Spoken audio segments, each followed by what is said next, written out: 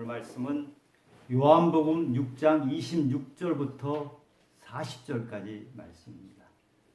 제가 원래 지난주에 요한복음 6장을 가지고 말씀을 나눴죠. 그래서 이번 주에는 7장으로 말씀을 나누기 위해서 준비를 했어요.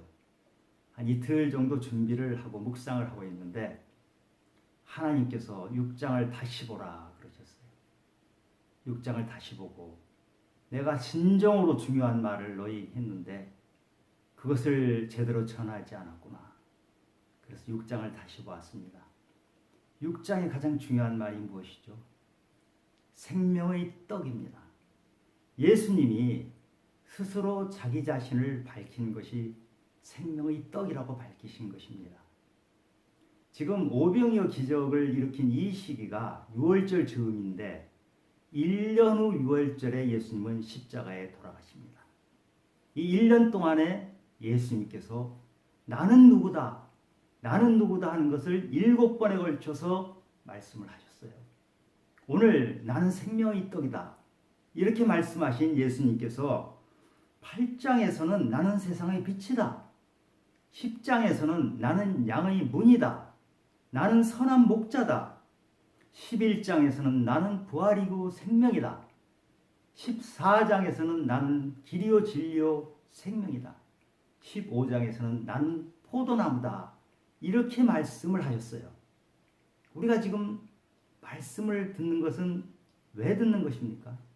예수가 누구인지 알기 위해서, 그리고 내가 믿음을 제대로 갖기 위한 것인데 예수님 스스로 내가 생명의 떡이다 이렇게 말씀하신 것이 가장 정확한 것 아니겠습니까?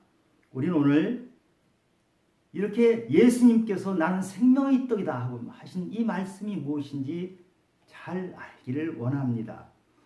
오병이어 기적을 본 무리들이 예수님을 따라서 갈릴리 바다를 건너왔어요.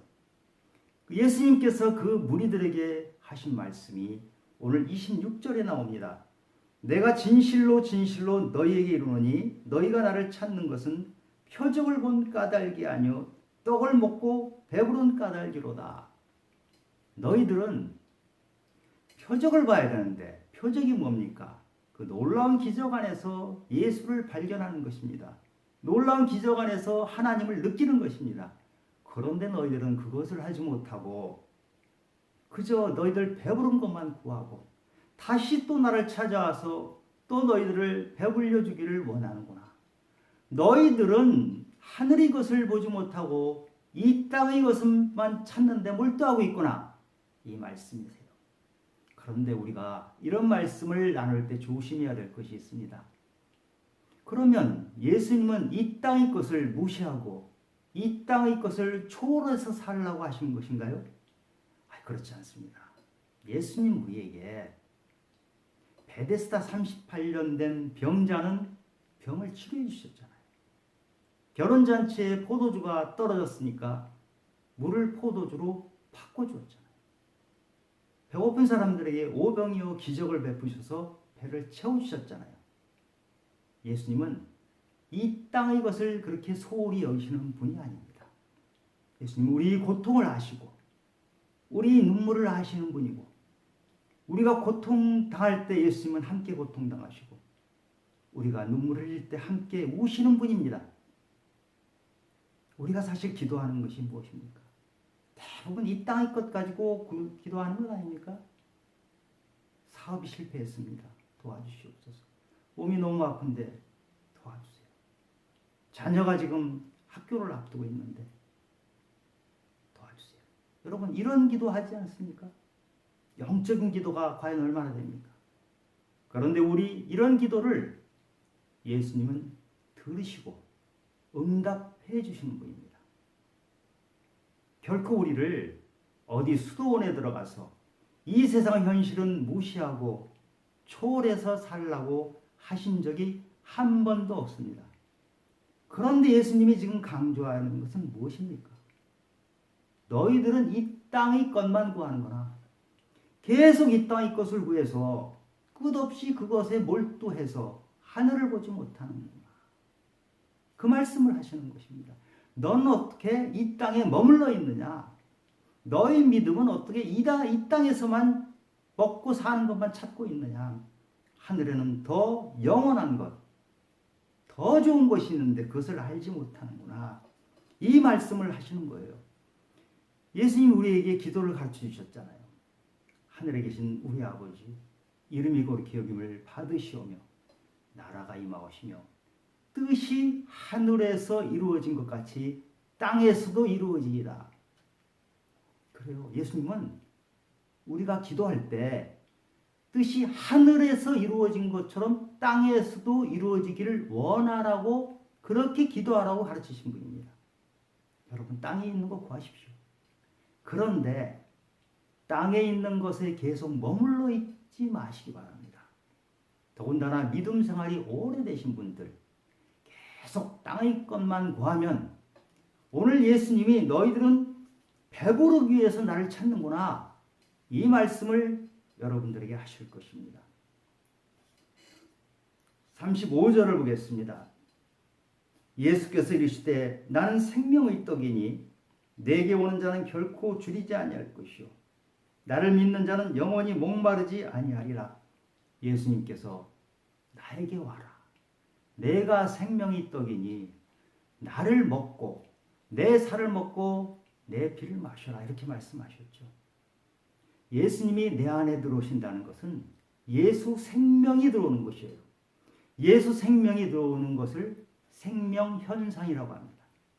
생명이 내 안에서 사는 것입니다. 예수님이 내 안에 씨가 되어서 내 안에서 살아계시고 또 자라십니다. 그 다음에 열매를 맺습니다. 이것이 바로 생명현상입니다. 돌덩이는 아무리 오래 두어도 그냥 돌덩이 그대로 있어요. 그런데 생명은 그 안에 들어오면 살아내고 자라고 열매를 맺습니다. 하나님께서 우리를 처음에 창조하실 때 흙으로 우리를 만드셨잖아요. 근데 거기에다 생기를 불어넣으니까 생명이 되는 것입니다. 놀라운 삶의 역사가 시작된 것입니다. 제가 조그만 텃밭을 한 지 몇 년이 됐는데요. 저는 텃밭을 하면서 씨를 심을 때마다 놀라움을 금할 수가 없어요. 너무너무 신기합니다. 조그만 새까만 씨를 심으면 그 씨에서 파릇파릇 싹이 나오거든요. 저는 그 싹이 나오는 게 너무너무 신기해요. 조그만 그 씨앗을 심었을 때 시간이 지나서 씨앗이 그냥 커지는 것이 아니라 씨앗이 싹으로 바뀌어요. 전혀 다른 것으로 바뀌어요. 근데 그 싹이 자라고 나면은 꽃이 펴요. 꽃이 피고 나서 열매가 맺죠. 저는 이 과정을 볼 때마다 하나님의 손길을 느껴요. 아, 이렇게 변화해 가면서 열매까지 가는구나. 하나님이 우리에게 생명을 주시면 우리 안에 생명이 들어와서 자랍니다. 자라는 것은 변하는 것이에요.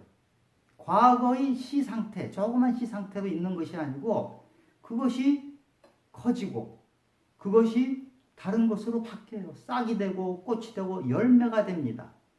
겨자씨를 심었더니 커다란 나무가 되는 것 아닙니까? 여러분, 계란을 부화시킬 때 계란을 오래 부화시키면 그냥 더 큰 계란이 되는 게 아니고 계란이 병아리로 바꾸잖아요. 그거 놀랍지 않습니까? 이게 전 경이롭다고 생각이 돼요. 우리에게 예수 생명이 들어오면 이런 경이로움이 우리 안에 펼쳐집니다. 우리 안에 기쁨의 열매가 맺힙니다. 사랑의 열매가 맺힙니다. 용서의 열매가 맺힙니다. 감사의 열매가 맺힙니다. 그전에는 없던 것이 예수 생명이 들어오니까 이런 놀라운 것이 내 안에 자랍니다. 여러분 어땠어요? 저는 예수를 처음 만나고 엄청나게 큰 빛이 저에게 들어왔어요. 너무 환했어요. 그 빛이 들어온 다음에 제가 세상을 보니까 세상이 달라버렸어요. 제 안에 있던 부정적인 것, 제 안에 있던 냉소, 실패감 다 사라지고요. 기쁨이 솟았어요. 물론 그런 다음에도 제가 또 넘어지고 하지만 예수를 만났을 때, 처음 만났을 때 감격을 저는 잊을 수가 없어요. 지금도 그 감격을 가지고 살아갑니다. 그러면 이렇게 우리가 예수 생명이 들어오면 내가 살아나고 자라고 열매가 맺는데 예수 생명이 우리에게 어떻게 들어옵니까? 예수 생명은 말씀으로 들어옵니다. 성경 66권 말씀이 바로 예수 생명입니다. 여러분 기도하실 때 그냥 막 기도하지 마시기 바랍니다. 말씀을 가지고 기도하시기 바랍니다. 여러분 갑자기 하늘에서 이상한 계시를 받지 않기 바랍니다. 말씀을 가지고 그 나에게 주신 말씀, 나에게 주신 계시가 무엇인지를 정확하게 알지 못하면 다른 곳으로 갈 수가 있습니다. 요한복음 1장에 태초에 말씀 계시니라. 말씀이 하나님이신데 이 말씀이 육신이 되어 있다는 것이다. 그분이 예수님이잖아요. 예수님이 말씀이라는 것이에요. 히브리서 4장 12절 말씀을 보면 하나님의 말씀은 살아있고 활력이 있고 좌우의 어떤 검보다 예리하고 혼과 영과 및 관절과 골수를 찔러 쪼개기까지 하며 마음의 생각과 뜻을 판단한다 그랬어요. 하나님의 말씀은 살아있어요. 우리 안에 들어와서 우리를 살려내는 것이 하나님의 말씀입니다.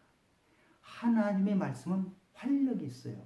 내가 침체돼서 사는 것이 아니고 활발하게 살도록 계십니다.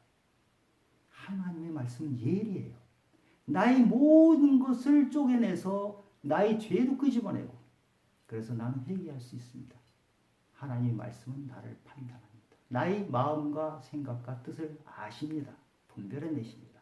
여러분 우리가 기도를 하면 하나님이 폭풍같이 기도에 응답하실 때도 있지만 하나님이 침묵하실 때 있죠. 그 하나님이 침묵하시는 그때에도 하나님은 우리를 아시고 침묵으로 우리에게 말씀하신 것입니다. 다만 우리가 하나님의 음성을 듣지 못해서 침묵으로 들릴 뿐입니다. 침묵의 언어는 사실은 더 큰 소리로 내 안에 하나님이 말씀하시는 것입니다. 내가 회개할 것이 더 많기 때문에.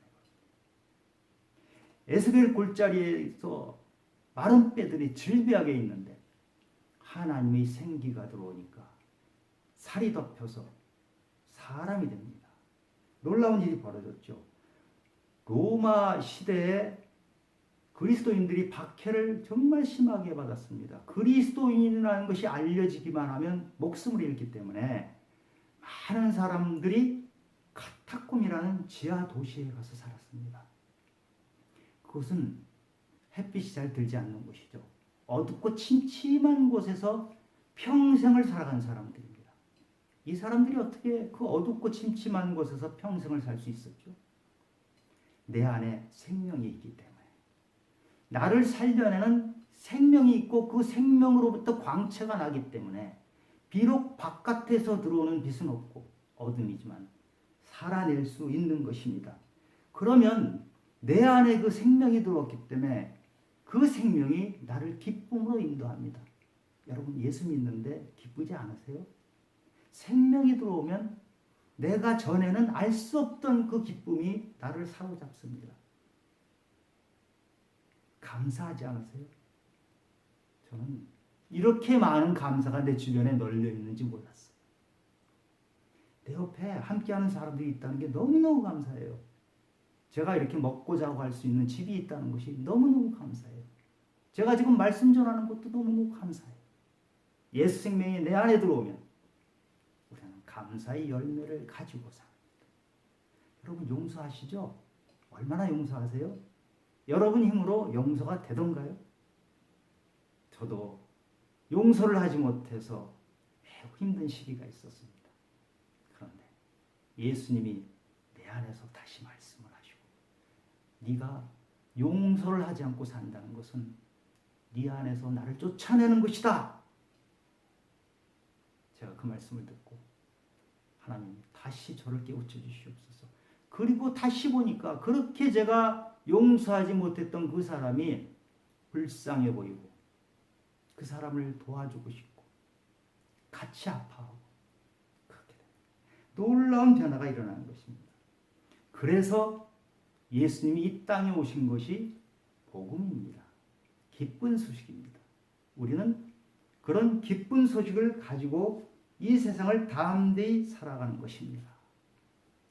29절을 보겠습니다. 하나님께서 보내신 이를 믿는 것이 하나님의 일이니라. 이 말씀은요, 예수님께서 우리에게 경고하는 말씀이에요. 다시 볼까요? 하나님께서 보내신 이, 예수님이죠. 예수님을 믿는 것이 하나님의 일이다 그랬어요. 여러분, 하나님의 일을 어떻게 하십니까? 교회 봉사하시죠? 식당 봉사하시고 주차 봉사하시고 헌금도 열심히 내시죠? 많은 일을 교회에서 하시죠. 하나님이 기뻐하시는 일인가요? 여러분, 믿음을 가지고 내가 믿음으로 성장하고 내가 믿음으로 열매 맺는 것이 하나님의 일이라 그랬어요. 내가 제대로 믿는 것이 진짜 중요한 일이다. 네가 교회 봉사하는 것은 내 안에 말씀이 들어와서 그것을 내가 믿고 살면 교회 봉사는 기쁜 마음으로 하게 됩니다. 그런데 로마서 10장 2절에 너희가 열심은 있으나 올바른 지식을 따르지 못했다. 열심을 가지고 사는 것 좋습니다. 그런데 올바른 지식 없이 열심을 내는 것처럼 위험한 게 없습니다.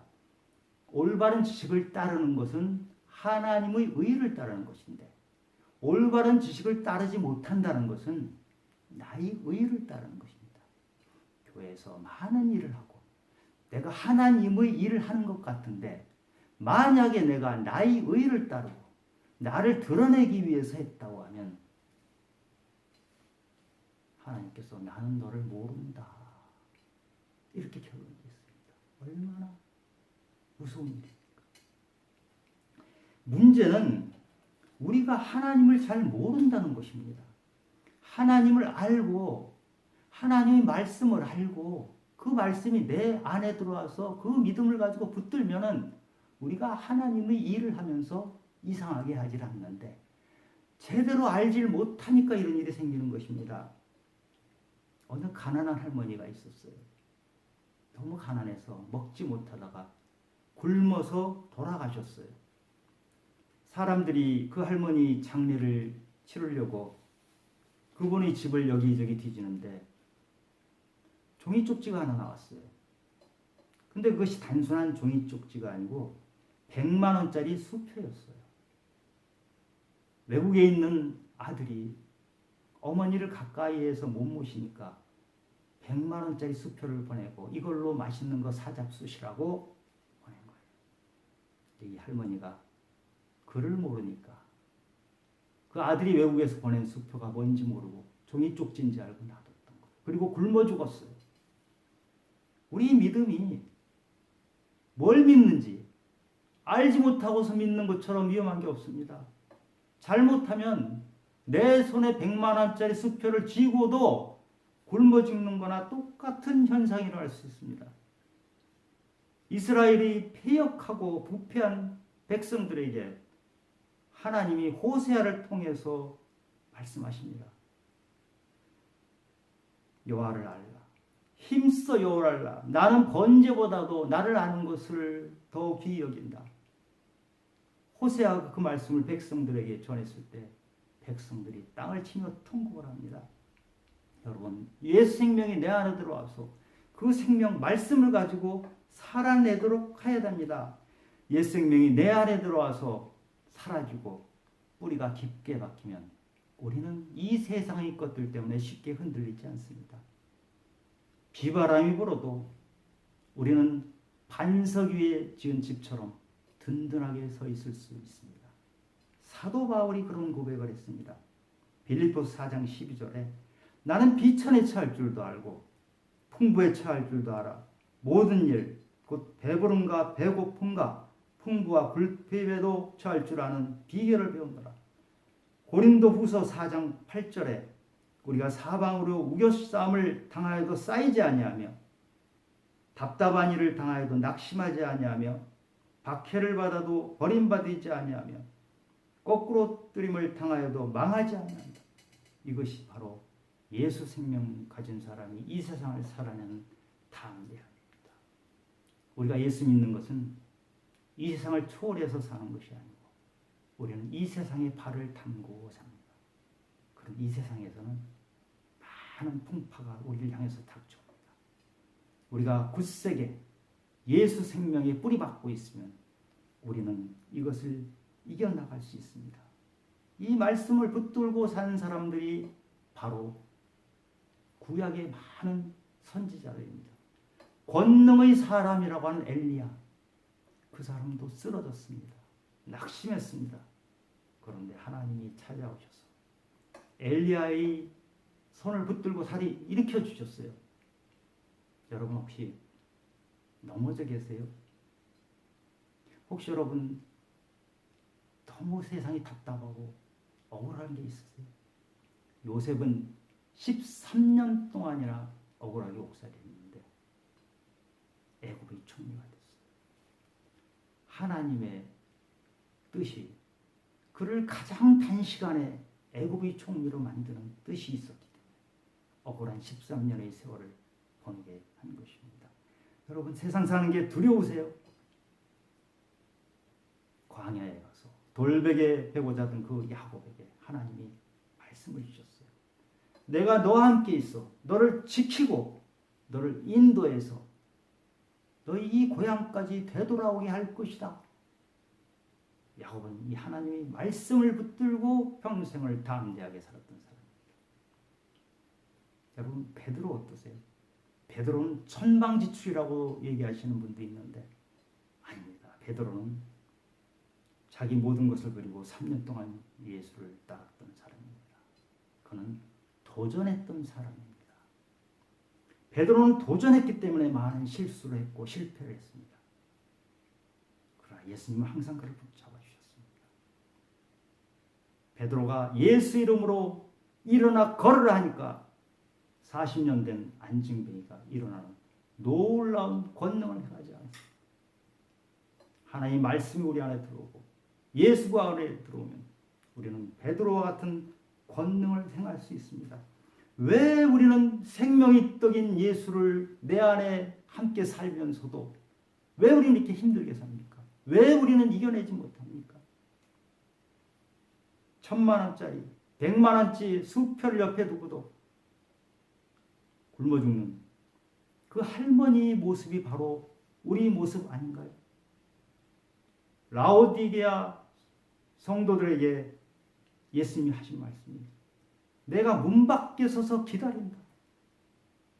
예수님이 내 안에 들어오시면 나는 새로운 힘을 얻어서 이 세상을 살아갈 수 있는데 예수님이 내 안에 들어오지 않고 내가 일을 하려니까 힘이 든 겁니다. 교회 봉사 힘드시죠? 물론 힘이 안 들 수 있겠습니까? 마음이 힘든 것, 그것은 분명히 내 안에 예수가 있고 그 생명이 있고 그 생명을 믿음을 가지고 살아내면서 봉사를 할 때 힘들지 않습니다. 여러분 사랑하는 사람과 함께 하루 종일 바깥에 다니면 힘드십니까? 기쁨이잖아요. 그런데 여러분 생명이신 예수가 내 안에 들어왔는데 왜 그렇게 힘들어하십니까? 예수 생명은 우리 안에 들어오면 자라서 열매를 맺고 씨앗을 퍼뜨립니다. 39절에 나를 보내신 이 뜻은 내게 주신 자 중에 내가 하나도 잃어버리지 아니하고 마지막 날에 다시 살리는 이것이니라. 예수님은 한 마리 양을 찾아서 끝까지 찾아가시는 분입니다. 하나도 잃어버리지 않는 것이 예수님이 안타까운 마음입니다. 우리는 생명을 받았잖아요.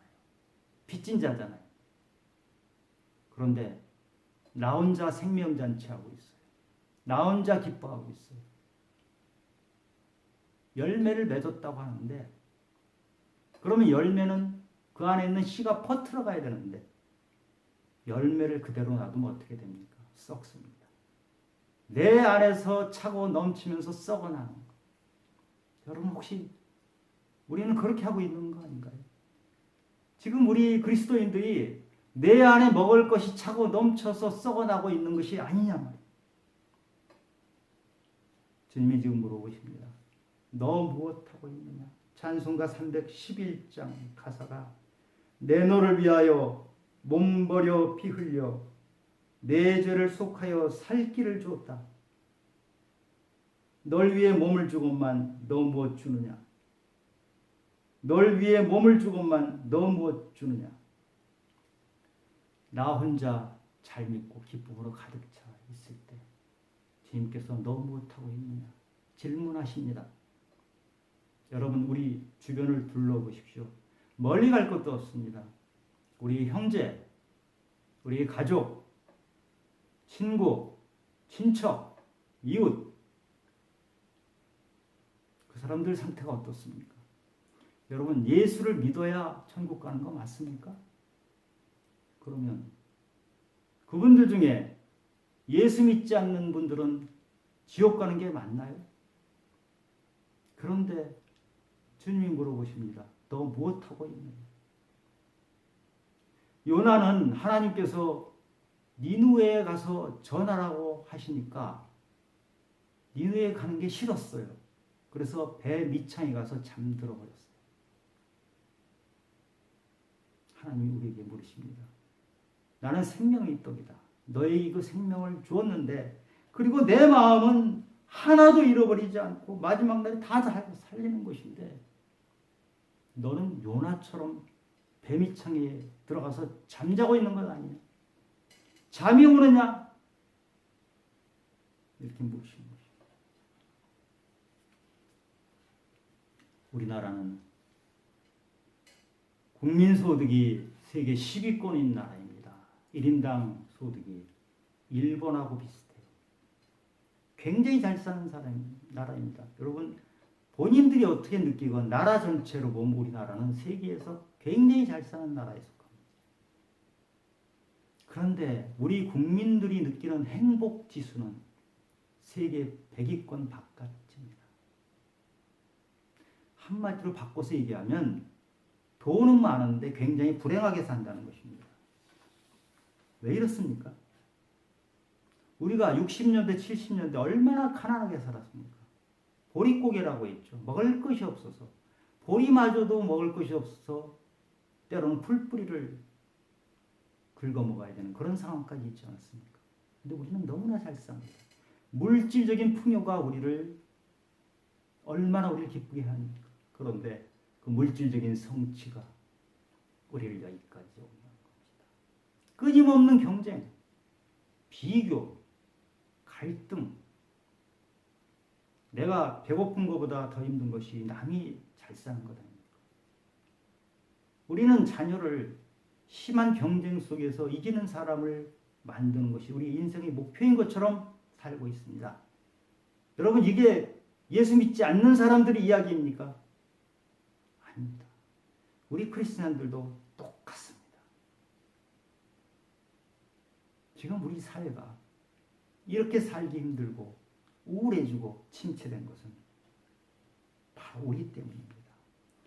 주님은 우리 믿는 자들에게 생명의 떡을 줬습니다.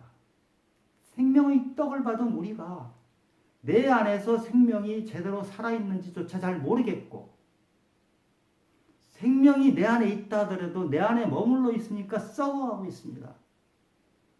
예레미야가 폐역한 그리고 우상숭기는 이스라엘 백성에게 하나님의 말씀을 전합니다.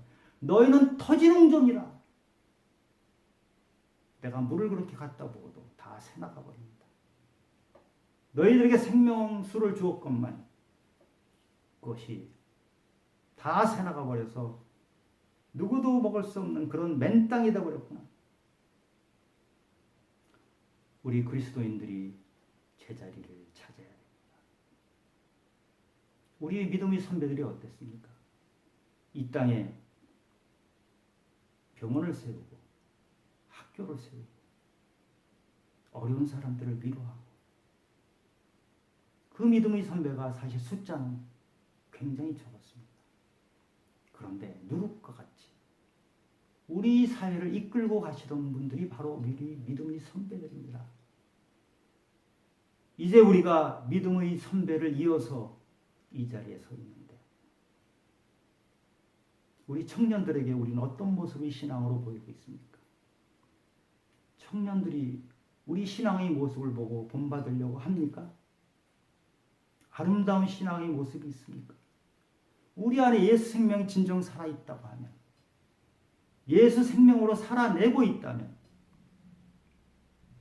청년들에게 감동을 주지 않겠습니까?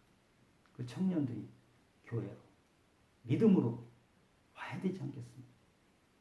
이 땅에 예수 믿는 청년이 찾아보기가 힘들 정도로 앞으로 20년, 30년 후에 이 땅에 예수 믿는 사람은 손가락에 들어갈 정도로 그런 지경이 와 있습니다. 우리가 내가 서 있는 자리를 다시 살펴봐야 됩니다. 생명의 떡인 예수님이 내 안에 들어와서 나를 살리고 나를 키우고 내 안에서 열매를 맺었다면 다시 묻습니다. 너 무엇하고 있느냐?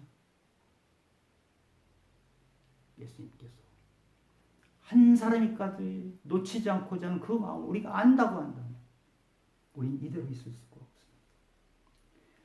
생명의 떡을 우리가 먹고 생명의 떡을 사람들에게 나눠주고 위로하고 격려하고 특히 요즘 코로나 이 어려운 시기에 사람들 마음이 너무나 힘이 든 상태에서 우리인 상태에서 우리는 그 사람들을 격려하는 그런 믿음을 가졌으면 좋겠습니다. 내 생명이 진정 살아있다면 다른 사람들이 우리에게서 그런 온기를 느낄 것입니다. 우리 그런 믿음을 향해서 한 발 한 발 더 나가지 않겠습니까? 기도하겠습니다. 생명의 떡으로 우리에게 오신 하나님 아버지, 우리가 그 생명을 먹고 살아내고 자라고 열매 맺게 해주신 것 감사합니다. 이 열매로부터 씨앗이 번져서 예수 그리스도의 안타까운 마음이 우리 삶에 드러나길 원합니다. 하나님, 저희를 다시 세우시옵소서. 저희를 회개하게 도와주시옵소서. 생명의 떡이 내 안에 들어와서 다시 살아나게, 다시 시작하게 도와주시옵소서. 모든 말씀 예수님 이름으로 기도드립니다.